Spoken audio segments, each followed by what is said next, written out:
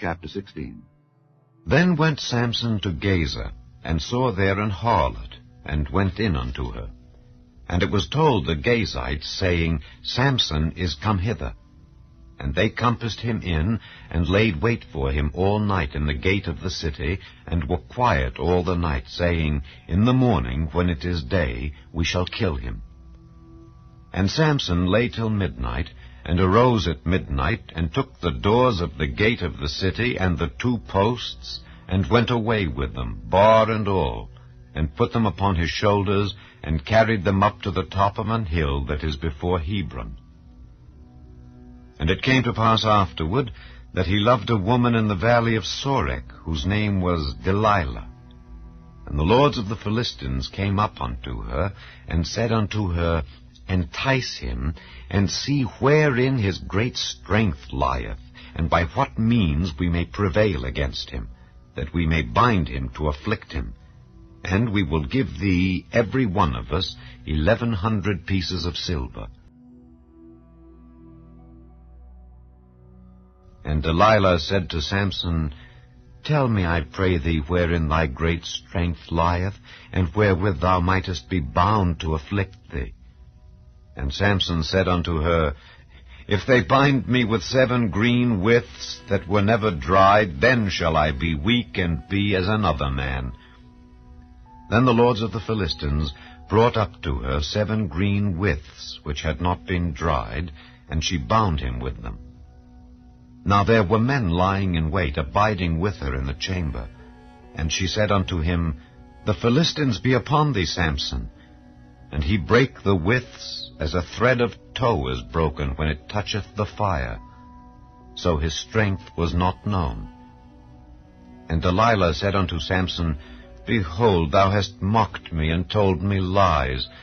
Now tell me, I pray thee, wherewith thou mightest be bound.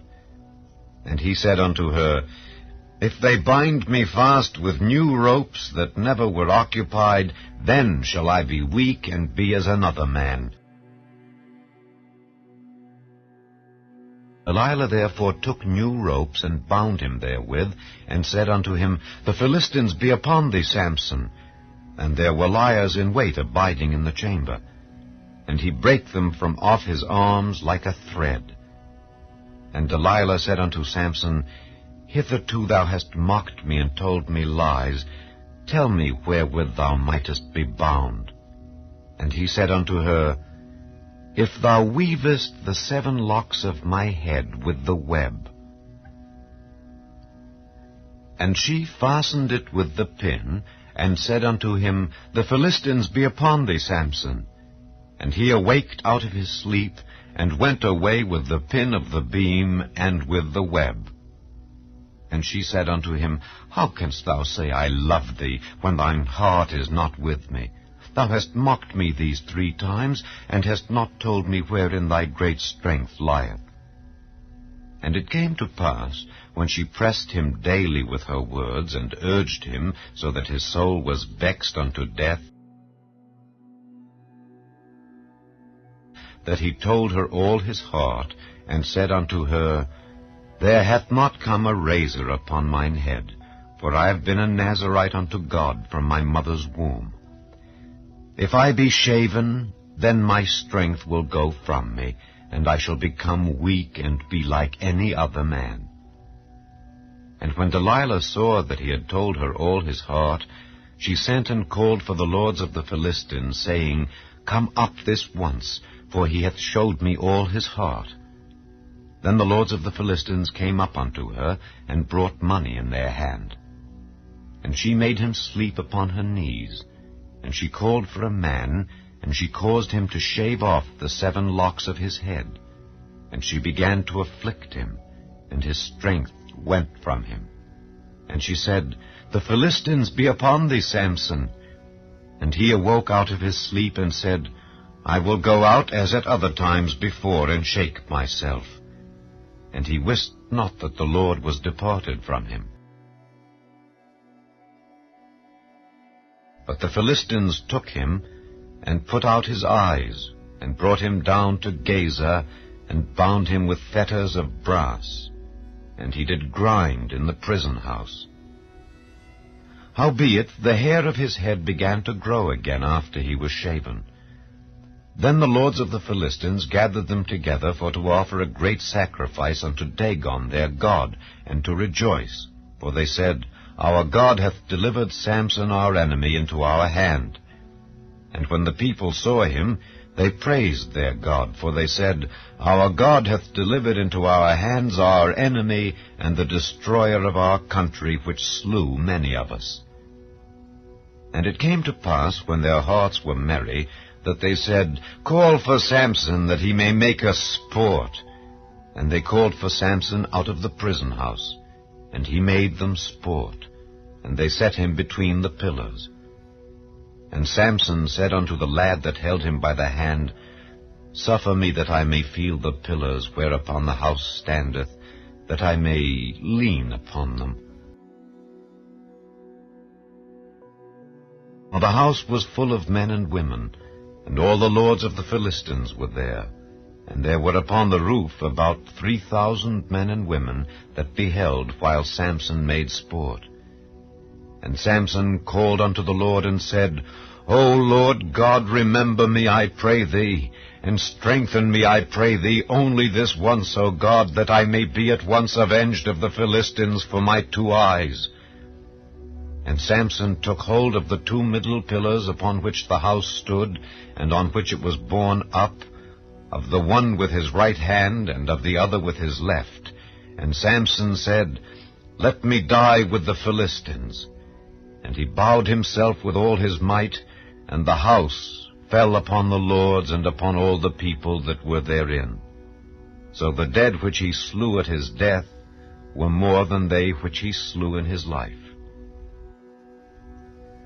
Then his brethren and all the house of his father came down, and took him, and brought him up, and buried him between Zorah and Eshtaol, in the burying place of Manoah his father. And he judged Israel 20 years. Chapter 17. And there was a man of Mount Ephraim, whose name was Micah. And he said unto his mother, The 1,100 shekels of silver that were taken from thee, about which thou cursedst and spakest of also in mine ears, behold, the silver is with me. I took it. And his mother said, Blessed be thou of the Lord, my son. And when he had restored the 1,100 shekels of silver to his mother said, I had wholly dedicated the silver unto the Lord from my hand for my son, to make a graven image and a molten image. Now therefore I will restore it unto thee. Yet he restored the money unto his mother. And his mother took 200 shekels of silver, and gave them to the founder, who made thereof a graven image and a molten image. And they were in the house of Micah. And the man Micah had an house of gods, and made an ephod, and teraphim, and consecrated one of his sons, who became his priest. In those days there was no king in Israel, but every man did that which was right in his own eyes. And there was a young man out of Bethlehem, Judah, of the family of Judah, who was a Levite, and he sojourned there. And the man departed out of the city from Bethlehem, Judah, to sojourn where he could find a place. And he came to Mount Ephraim, to the house of Micah, as he journeyed. And Micah said unto him, Whence comest thou? And he said unto him, I am a Levite of Bethlehem, Judah, and I go to sojourn where I may find a place. And Micah said unto him, Dwell with me, and be unto me a father and a priest, and I will give thee 10 shekels of silver by the year, and a suit of apparel, and thy victuals. So the Levite went in. And the Levite was content to dwell with the man, and the young man was unto him as one of his sons. And Micah consecrated the Levite, and the young man became his priest, and was in the house of Micah. Then said Micah, Now know I that the Lord will do me good, seeing I have a Levite to my priest. Chapter 18.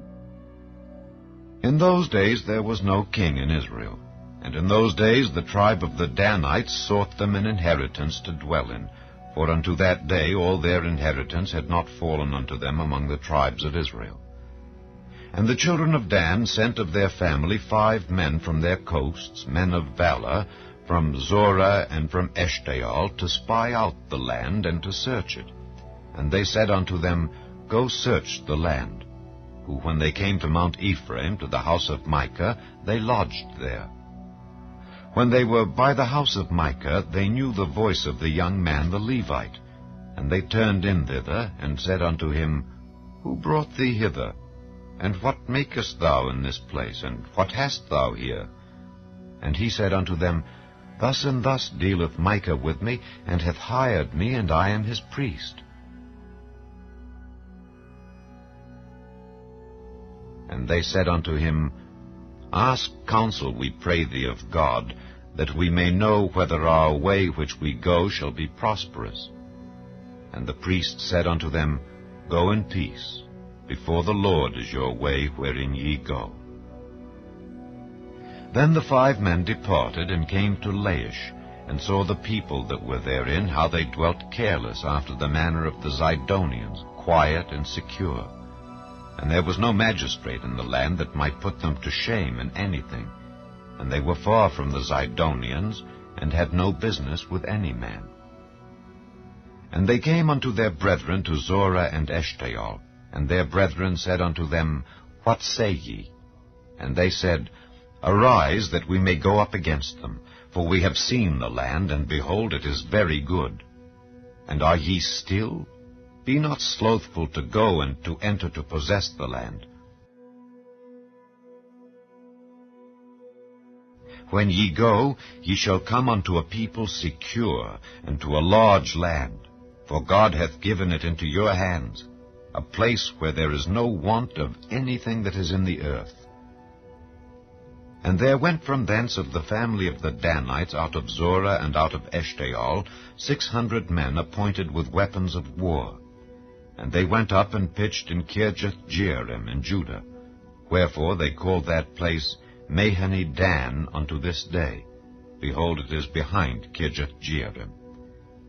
And they passed thence unto Mount Ephraim, and came unto the house of Micah. Then answered the 5 men that went to spy out the country of Laish, and said unto their brethren, Do ye know that there is in these houses an ephod, and teraphim, and a graven image, and a molten image? Now therefore consider what ye have to do.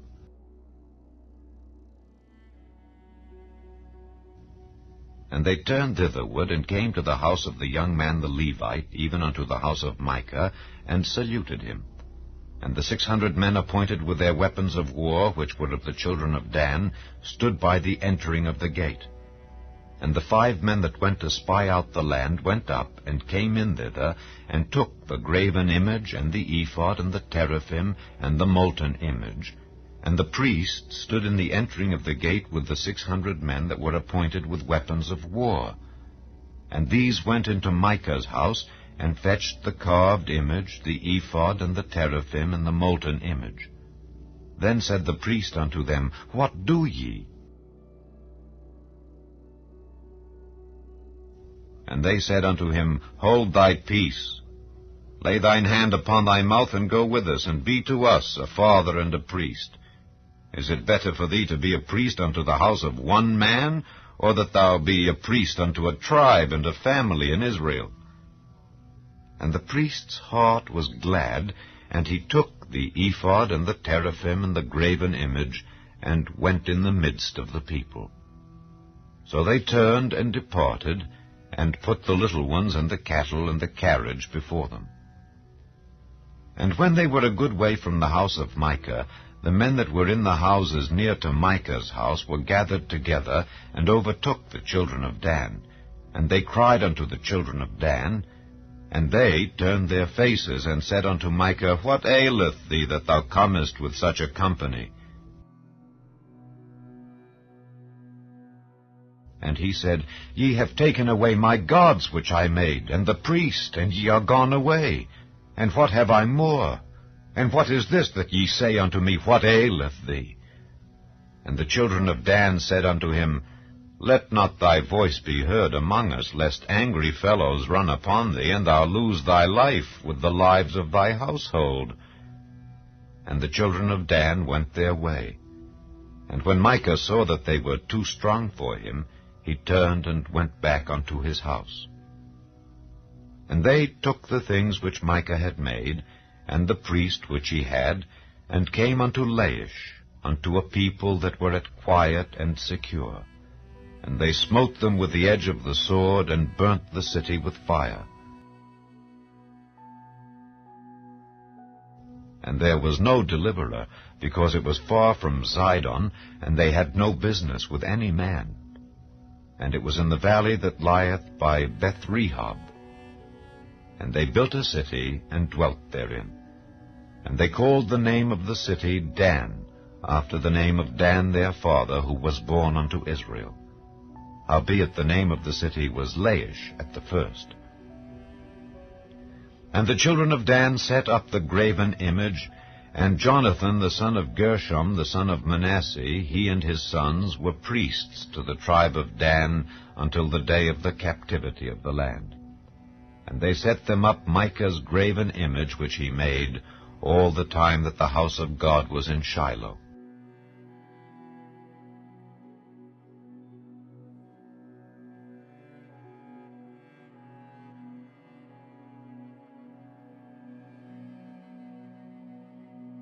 न्यायों की पुस्तक अध्याय 16। तब शिमशोन अज्जा को गया और वहां एक वेश्या को देखकर उसके पास गया। जब अज्जियों को इसका समाचार मिला कि शिमशोन यहां आया है, तब उन्होंने उसको घेर लिया और रात भर नगर के फाटक पर उसकी घात में लगे रहे और यह कहकर रात भर चुपचाप रहे कि बिहान को भोर होते ही हम उसको घात करेंगे। परंतु शिमशोन आधी रात तक पड़ा रहकर आधी रात को उठकर उसने नगर के फाटक के दोनों पल्लों और दोनों बाजुओं को पकड़कर बेंडों समेत उखाड़ लिया और अपने कंधों पर रखकर उन्हें उस पहाड़ की चोटी पर ले गया जो हेब्रोन के सामने है। इसके बाद वह सोरेक नाम नाले में रहने वाली दलीला नाम एक स्त्री से प्रीति करने लगा। तब पलिश्तियों के सरदारों ने उस स्त्री के पास जाके कहा, तू उसको फुसलाकर बूझ ले कि उसके महाबल का भेद क्या है और कौन उपाय करके हम उस पर ऐसे प्रबल हो कि उसे बांधकर दबा रहे। तब हम तुझे 1100 टुकड़े चांदी देंगे। तब दलीला ने शिमशोन से कहा, मुझे बता कि तेरे बड़े बल का भेद क्या है और किस रीति से कोई तुझे बांधकर दबा रख सके।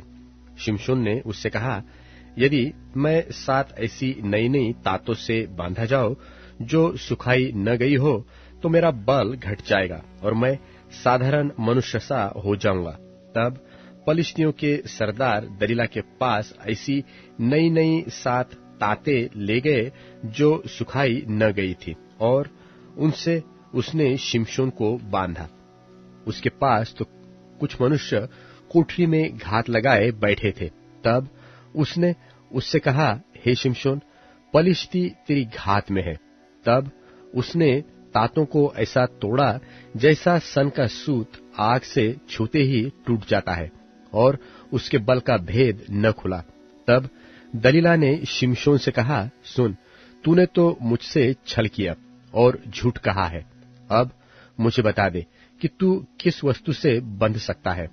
उसने उससे कहा, यदि मैं ऐसी नई नई रस्सियों से जो किसी काम में न आई हो कसकर बांधा जाओ, तो मेरा बल घट जाएगा और मैं साधारण मनुष्य के समान हो जाऊंगा। तब दलीला ने नई नई रस्सियां लेकर और उसको बांधकर कहा, हे शिमशोन, पलिश्ती तेरी घात में है। कितने मनुष्य तो उस कोठरी में घात लगाए हुए थे। तब उसने उनको सूत की नाई अपनी भुजाओं पर से तोड़ डाला। तब दलीला ने शिमशोन से कहा, अब तक तू मुझसे छल करता रहा और झूठ बोलता आया है। अब मुझे बता दे कि तू काहे से बांध सकता है। उसने कहा, यदि तू मेरे सिर की सातों लटे ताने में बुने तो बंध सकता हूँ। सो उसने उसे खुंटी से जकड़ा। तब उसने उससे कहा, हे शिमशोन, पलिश्ती तेरी घात में है। तब वह नींद से चौंक उठा और खुंटी को धरण में से उखाड़कर उसे ताने समेत ले गया। तब दलीला ने उससे कहा, मेरा मन तो तुझसे नहीं लगा, फिर तू क्यों कहता है कि मैं तुझसे प्रीति करता हूँ? तूने ये तीनों बार मुझसे छल किया और मुझे नहीं बताया कि तेरे बड़े बल का भेद क्या है। सो जब उसने हर दिन बातें करते करते उसको तंग किया और यहाँ तक हठ किया कि उसके नाकों में दम आ गया, तब उसने अपने मन का सारा भेद खोलकर उससे कहा, मेरे सिर पर छुरा कभी नहीं फिरा, क्योंकि मैं माँ के पेट ही से परमेश्वर का नाज़ीर हूँ। यदि मैं मुंडा जाऊं तो मेरा बल इतना घट जाएगा कि मैं साधारण मनुष्य सा हो जाऊंगा। यह देखकर कि उसने अपने मन का सारा भेद मुझसे कह दिया है, दलीला ने पलिश्तियों के सरदारों के पास कहला भेजा कि अब की बार फिराओ, क्योंकि उसने अपने मन का सब भेद मुझे बता दिया है। तब पलिश्तियों के सरदार हाथ में रुपया लिए हुए उसके पास गए। तब उसने उसको अपने घुटनों पर सुला रखा और एक मनुष्य बुलवाकर उसके सिर की सातों लटे मुंडवा डाली और वह उसको दबाने लगी और वह निर्बल हो गया। तब उसने कहा, हे शिमशोन, पलिश्ती तेरी घात में है। तब वह चौंककर सोचने लगा कि मैं पहले की नाई बाहर जाकर झटकूंगा। वह तो न जानता था कि यहोवा उसके पास से चला गया है। तब पलिश्तियों ने उसको पकड़कर उसकी आंखें फूट डाली और उसे अज्जा को ले जाके पीतल की बेड़ियों से जकड़ दिया और वह बंदी गृह में चक्की पीसने लगा। उसके सिर के बाल मुंड जाने के बाद फिर बढ़ने लगे। तब पलिश्तियों के सरदार अपने दागोन नाम देवता के लिए बड़ा यज्ञ और आनंद करने को यह कहकर इकट्ठे हुए कि हमारे देवता ने हमारे शत्रु शिमशोन को हमारे हाथ में कर दिया है। और जब लोगों ने उसे देखा, तब यह देखकर अपने देवता की स्तुति की कि हमारे देवता ने हमारे शत्रु और हमारे देश के नाश करने वाले को, जिसने हम में से बहुतों को मार भी डाला, हमारे हाथ में कर दिया है। जब उनका मन मगन हो गया, तब उन्होंने कहा, शिमशोन को बुलवा लो कि वह हमारे लिए तमाशा करे। इसलिए शिमशोन बंदी गृह में से बुलवाया गया और उनके लिए तमाशा करने लगा और खंभों के बीच खड़ा कर दिया गया। तब शिमशोन ने उस लड़के से जो उसका हाथ पकड़े था कहा, मुझे उन खंभों को जिनसे घर संभला हुआ है छूने दे कि मैं उस पर टेक लगाऊं।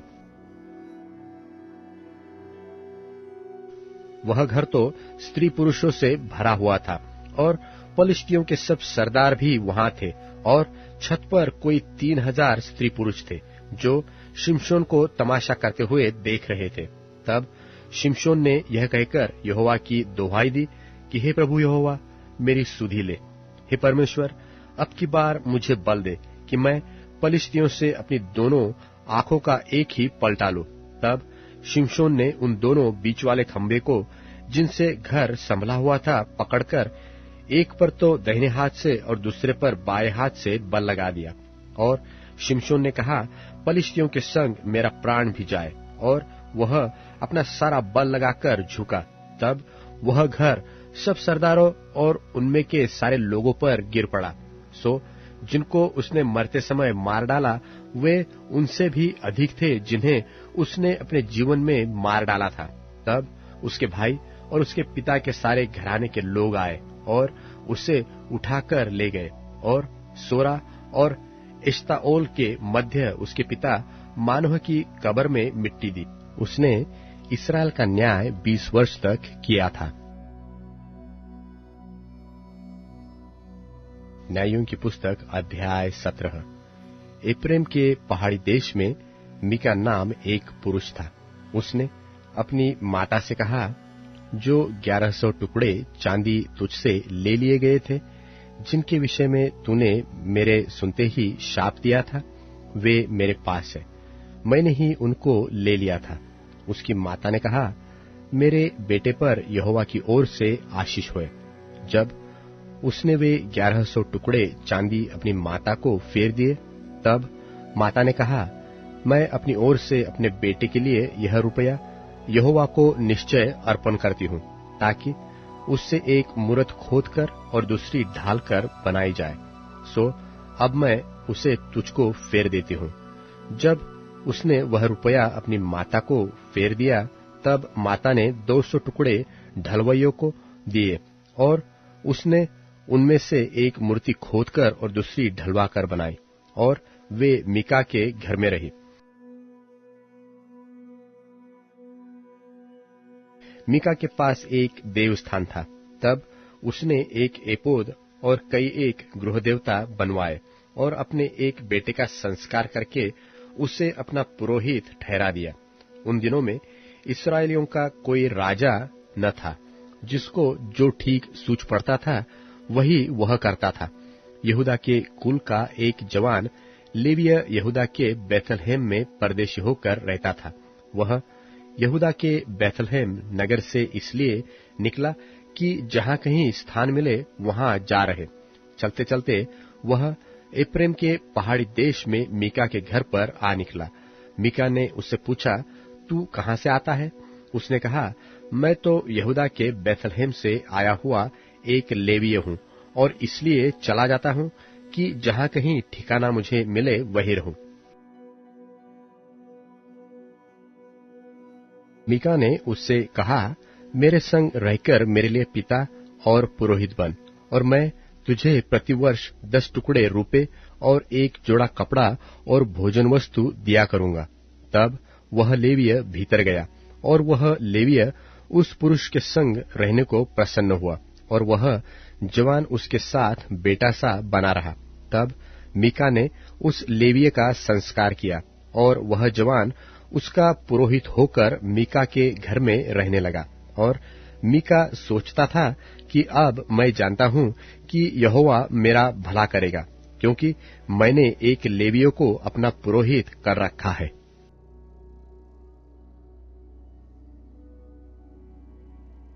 न्यायों की पुस्तक अध्याय 18। उन दिनों में इस्राएलियों का कोई राजा न था, और उन्हीं दिनों में दानियों के गोत्र के लोग रहने के लिए कोई भाग ढूंढ रहे थे, क्योंकि इस्राएली गोत्र के बीच उनका भाग उस समय तक न मिला था।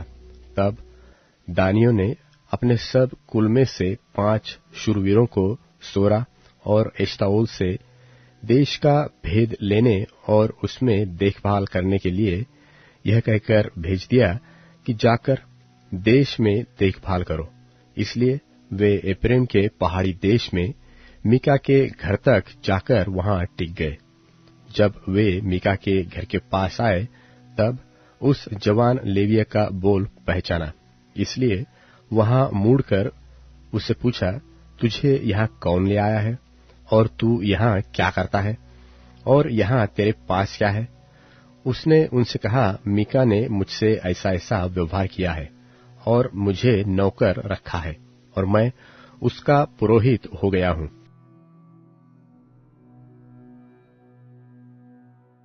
उन्होंने उससे कहा, परमेश्वर से सलाह ले कि हम जान ले कि जो यात्रा हम करते हैं वह सफल होगी व नहीं। पुरोहित ने उनसे कहा, कुशल से जाओ, जो यात्रा तुम करते हो वह ठीक यहोवा के सामने है।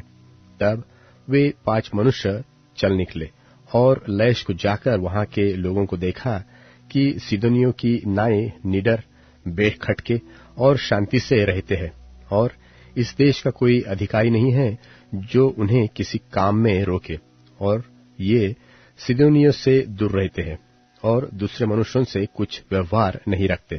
तब वे सोरा और एश्ताओल को अपने भाइयों के पास गए, और उनके भाइयों ने उनसे पूछा, तुम क्या समाचार ले आए हो?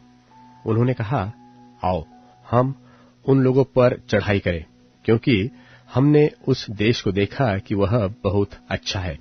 तुम क्यों चुपचाप रहते हो?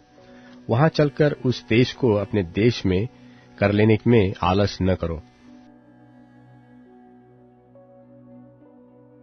वहां पहुंचकर तुम निडर रहते हुए लोगों को और लंबा चौड़ा देश पाओगे, और परमेश्वर ने उसे तुम्हारे हाथ में दे दिया है।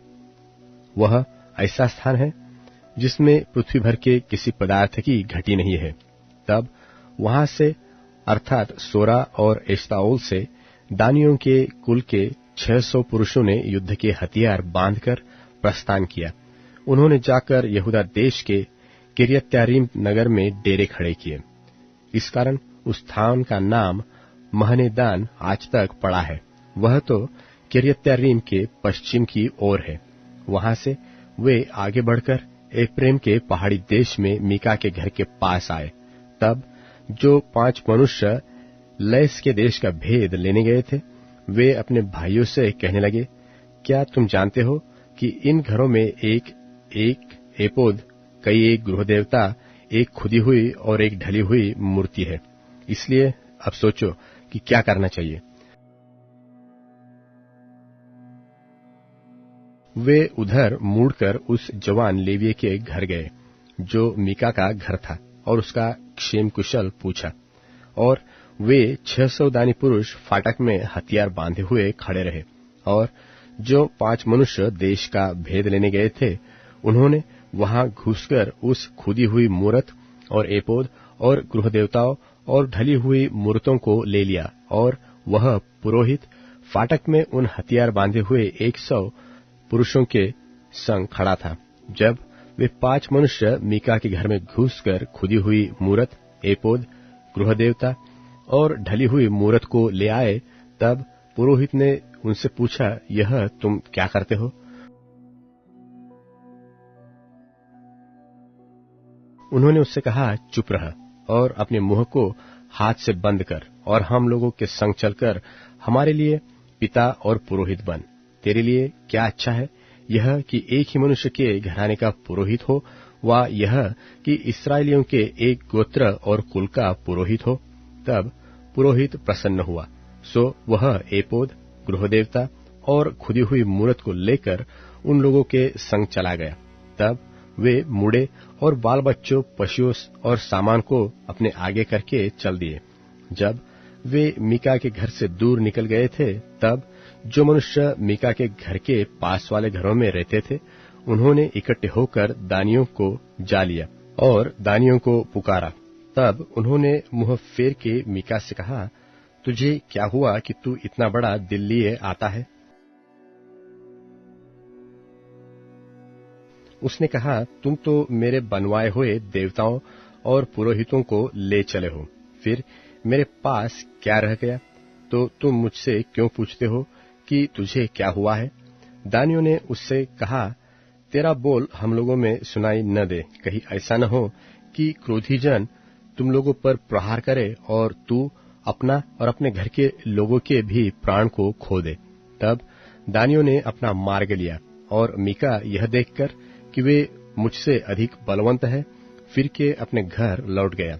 और वे मीका के बनवाए हुए पदार्थों और उसके पुरोहित को साथ ले लैश के पास आए, जिसके लोग शांति से और बिना खटके रहते थे। और उन्होंने उनको तलवार से मार डाला और नगर को आग लगाकर फूंक दिया। और कोई बचाने वाला न था, क्योंकि वह सीदोन से दूर था, और वे और मनुष्यों से कुछ व्यवहार न रखते थे। और वह बेत्रहोब की तराई में था। तब उन्होंने नगर को दृढ़ किया और उसमें रहने लगे। और उन्होंने उस नगर का नाम इस्राएल के पुत्र अपने मूल पुरुष दान के नाम पर दान रखा, परंतु पहले तो उस नगर का नाम लैश था। तब दानियों ने उस खुदी हुई मूरत को खड़ा कर दिया, और देश की बंधुआई के समय वह योनातान, जो गेर्शुम का पुत्र और मूसा का पोता था, वह और उसके वंश के लोग दान गोत्र के पुरोहित बने रहे। और जब तक परमेश्वर का भवन शीलो में बना रहा, तब तक वे मीका की खुदवाई हुई मूर्त को स्थापित किए रहे।